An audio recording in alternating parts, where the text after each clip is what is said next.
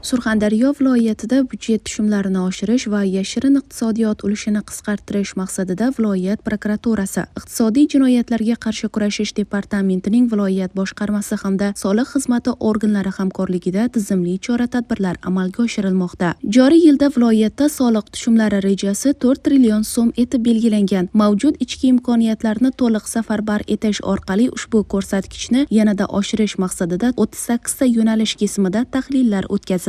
Natijada viloyatda qo'shimcha tushum manbalari aniqlandi. Surxondaryo viloyatida soliq tushumlari rejasi 2026 yil uchun 4 trillion etib belgilangan. Viloyat prokuraturasi departament soliq organlari hamkorligida o'tkazilgan qo'shimcha tahlillar natijasida 1 trillion 373 milliard so'mlik qo'shimcha manbalar aniqlanib, bu bo'yicha yo'l xaritalari tasdiqlangan. Hozirgi kunda undiruv ishlari amalga oshirilmoqda. Bundan tashqari viloyat prokurorining tashabbusi bilan hududlarda raqamlashtirish ishlari jadal ravishda olib borilmoqda.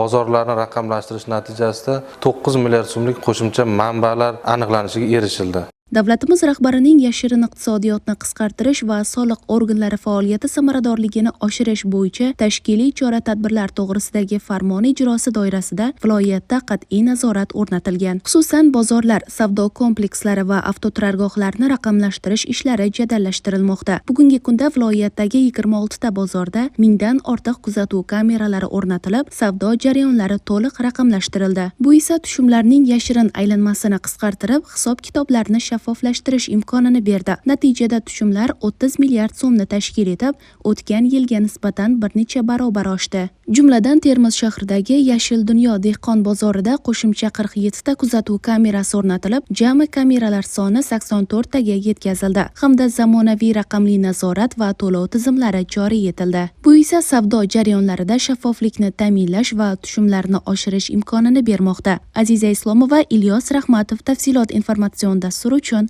maxsus tayyorlandi.